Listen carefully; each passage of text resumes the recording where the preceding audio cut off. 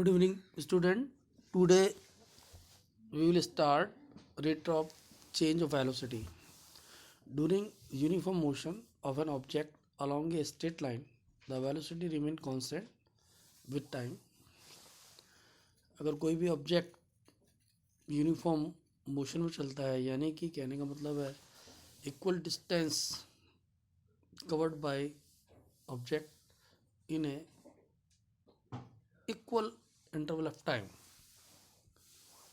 then the velocity remain constant with time. In this case, the change in velocity of the object for any time interval is zero. However, in uniform motion velocities varies with time.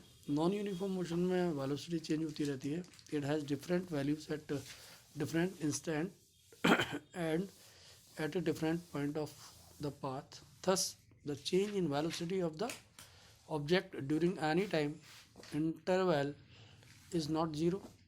Can we now express the change in velocity of an object? Object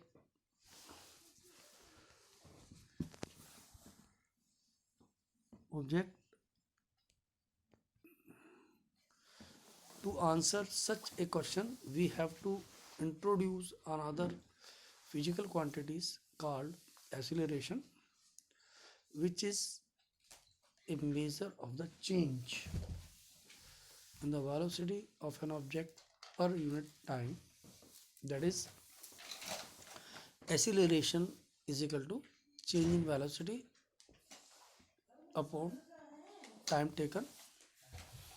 If the velocity of an object changes from an initial value u to the final value v in time t, the acceleration a is equal to v minus u upon t. This kind of motion is known as a acceleration motion.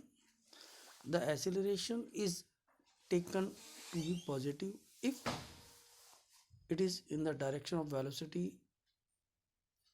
Acceleration positive भी हो सकता है. अगर acceleration positive है, इसका मतलब ये है कि डायरेक्शन ऑफ एक्सीलरेशन, इसकी जो डायरेक्शन है वो वेलोसिटी की जो डायरेक्शन है वही डायरेक्शन होगी. या मैं ये कह सकता हूँ कि एक्सीलरेशन पॉजिटिव तब होता है जब एक्सीलरेशन का डायरेक्शन ऑब्जेक्ट के मोशन के डायरेक्शन में होता है, और negative when it is opposite to the direction of velocity.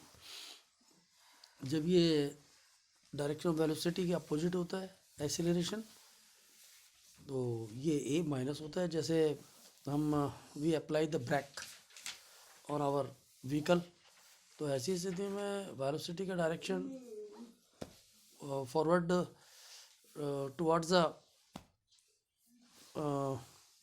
जिसको अपन कह सकते हैं कि वेलोसिटी जो होती है वो आगे टुवर्ड्स मोशन, और ऐसी स्थिति में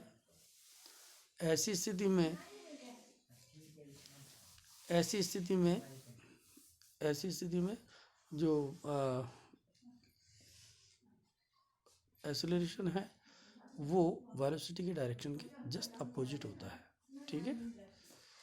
इफ एन ऑब्जेक्ट ट्रेवल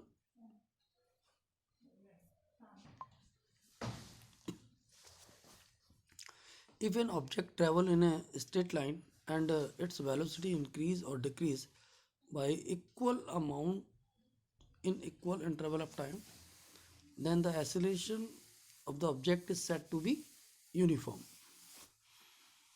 अगर इक्वल इंटरवल ऑफ टाइम में इक्वल अगर एक्सेलरेशन इक्वल डिक्रीज हो रहा है या इंक्रीज हो रहा है, तो ऐसे स्थिति में हम कह सकते हैं कि एक्सेलरेशन जो है यूनिफॉर्म मोशन में है. The motion of the freely falling body is an example of uniformly accelerated motion. On the other hand, an object can travel with non-uniform acceleration if its velocity change at a non-uniform rates. For example, if a car travel along a straight road, increase its speed by unequal amount in equal interval of time, then the car is said to be moving with non-uniform acceleration. बच्चों जैसे for example कोई car किसी road पर जा रही है, तो उसमें होता क्या है एक्चुअल में, इक्वल इंटरवल टाइम में वो अनइक्वल स्पीड से चलती है। तो ऐसी स्थिति में अगर लगातार उसकी स्पीड बढ़ती जा रही है तो हम सिंपली कह सकते हैं कि इस समय कार नॉन यूनिफॉर्म एक्सेलरेशन से चल रही है। ठीक है, अब यहाँ पर एक एक्टिविटीज़ दी हुई है, इसको बच्चों आप करेंगे। In your everyday life you come across a range of motion in which number A, acceleration is in the direction of motion, कोई आपको एग्जांपल देना है। Number B, acceleration is against the direction of motion. C, acceleration is uniform. D, acceleration is non-uniform. Can you identify one example each of the above type of motion. बच्चों ये activities हैं और इससे जुड़े हुए कुछ एग्जाम्पल भी दिए हुए हैं क्वेश्चन के रूप में। सबसे पहले आप इन क्वेश्चंस को करेंगे, ठीक है, उसके बाद मैं इन क्वेश्चंस को एक्सप्लेन करूँगा, क्योंकि सबसे पहले आप अपने लेवल पे इन क्वेश्चंस को करेंगे, उसके बाद मैं आपको कराऊँगा, तो इससे आप थोड़ा सा ज़्यादा लर्न कर पाएंगे। ठीक है, एंड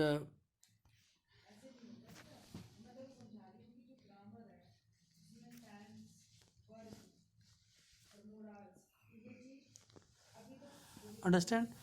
तो यहाँ पर कुछ क्वेश्चन भी दिए हुए हैं, ठीक है, कल हम इसको सोल्व करेंगे सारे। ठीक, ओके, पहले आप सोल्व करेंगे, उसके बाद मैं सोल्व करके बताऊंगा कि कहाँ आप लोगों ने गलती की है। ठीक है, और मे बी आप में से स्टूडेंट सही भी कर सकते हैं, ऐसा नहीं है, लेकिन पहले आप एफर्ट्स करें। ठीक है, thanks, have a nice day.